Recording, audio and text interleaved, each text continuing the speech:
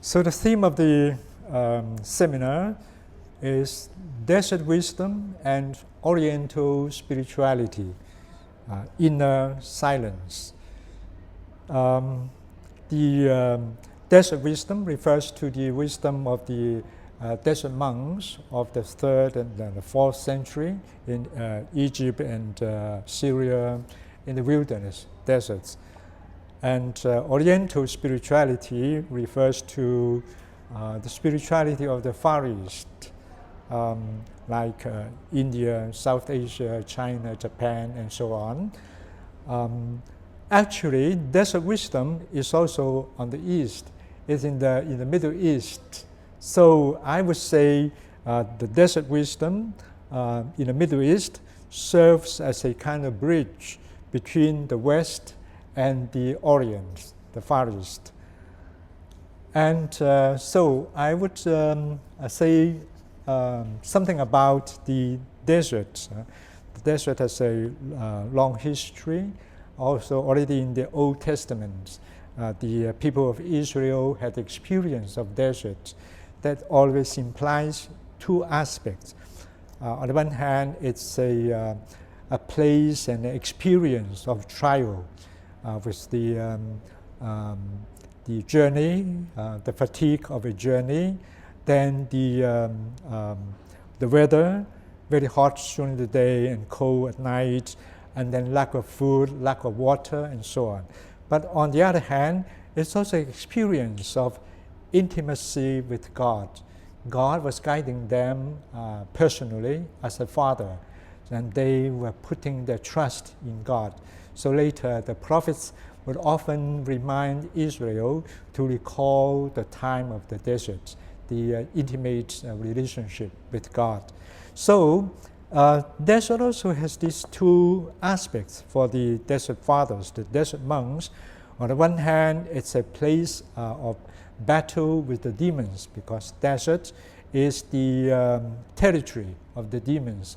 The early monks enter into the desert to fight the devil. But then after the battle, the fighting, then they come to enjoy the peaceful and situation and the silence and intimacy with God. So that's the two aspects. And that also in some way corresponds to the Oriental spirituality of 止观, stillness and contemplation, samadhi and jhana. So that also has some connection. Now let me come to the idea, the main theme of this first conference about inner silence, that translates the Greek word hesychia, which is a great value for the desert monks. It is the goal, a monastic goal of their being in the desert. And hesychia would imply two aspects. The external aspect, silence in the desert, but more important, hesychia refers to stillness, inner stillness, which again implies two aspects. That is watchfulness on oneself, on one's thoughts, speech, and behavior. So this watchfulness. But at the same time, inner stillness also implies remembrance of God. So that's why they try to cultivate continual prayer, unceasing prayer for that purpose. So this is the hesychia. Then I would mention the idea of the cell, because Callistus Ware has reflected on hesychia, has presented the threefold meaning of hesychia based on the saying of a church, of a desert father, Abba Arsenius.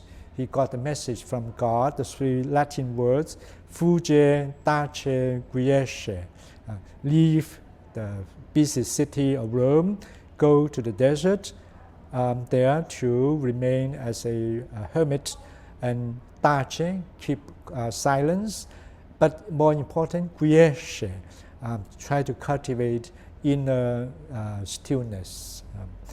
And all this, I think, has importance for the idea of the cell. The hermit should be have the patience to sit quietly in the cell, and as Abba Moses says, sit in your cell, and your cell will teach you everything. But the Desert Fathers and the later spiritual writers would emphasize not only the material cell, but they emphasize also the cell of the heart. As John Climacus would say, referring to the saying of Jesus, when you pray, you should enter into your inner chamber, close the door, and pray to God in silence. And John Climacus would say we should close three doors. Close the door to your cell, close the door to your lips, and especially close the door to your heart, not to let the evil spirits to enter, to disturb your inner cell.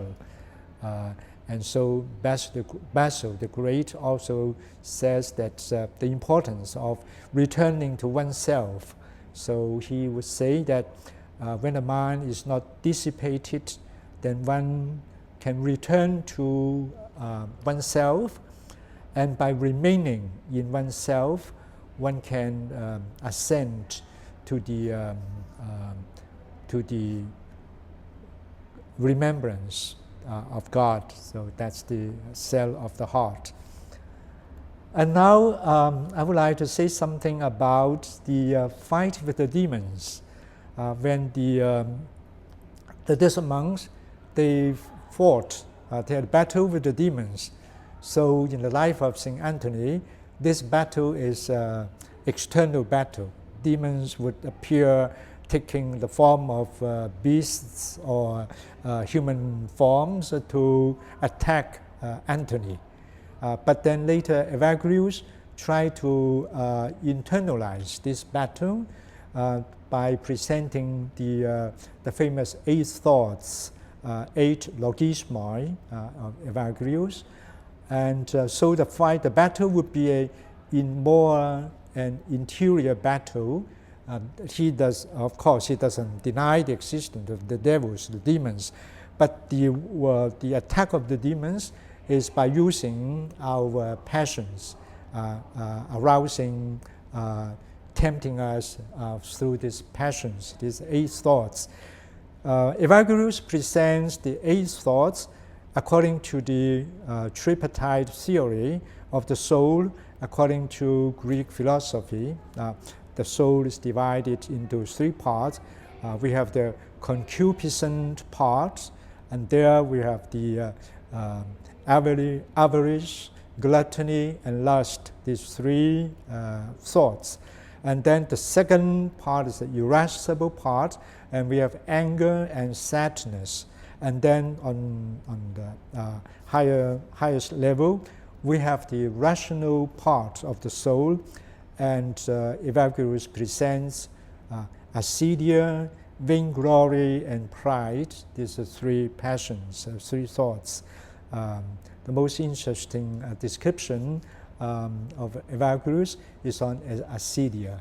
So he called it the midday demon for the monks. Now we come to the views, 2 different views of the Desert Fathers on passions.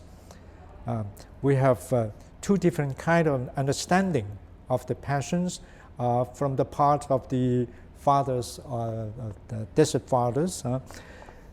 The first one is, according to some of the fathers, passions are intrinsically evil, and therefore should be repressed and uprooted. But according to another view of the fathers, passions would be understood as something neutral in themselves. Even more, they are kind of powers given by God, just like the famous image of chariot by Plato. So the passions are like the two horses pulling the chariot, and then the rational part, the reason is the driver of the chariot. So charioteer. So that's why the fathers would think, the second opinion would say, passions are neutral in themselves. They are powers given by God.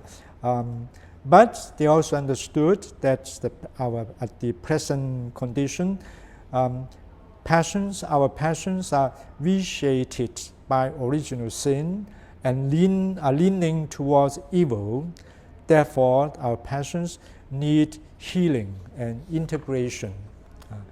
As the goal of healing and integration or purification, Evagrius presents the term apatheia, which can be translated as passionlessness.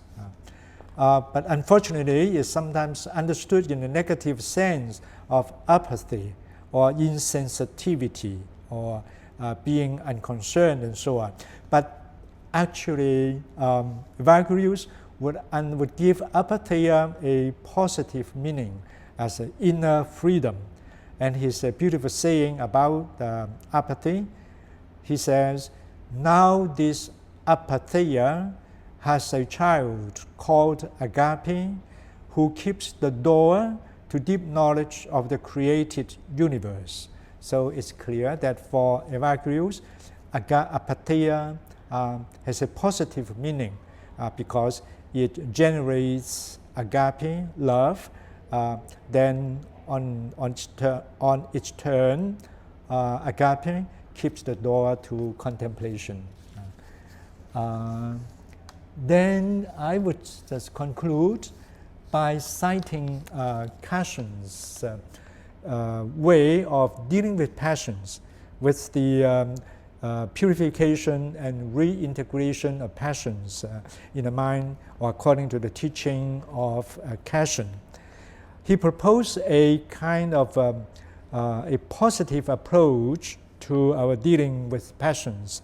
It means we should not pay too much attention to our sins and vices, but instead we should adopt a strategy of overcoming evil through good.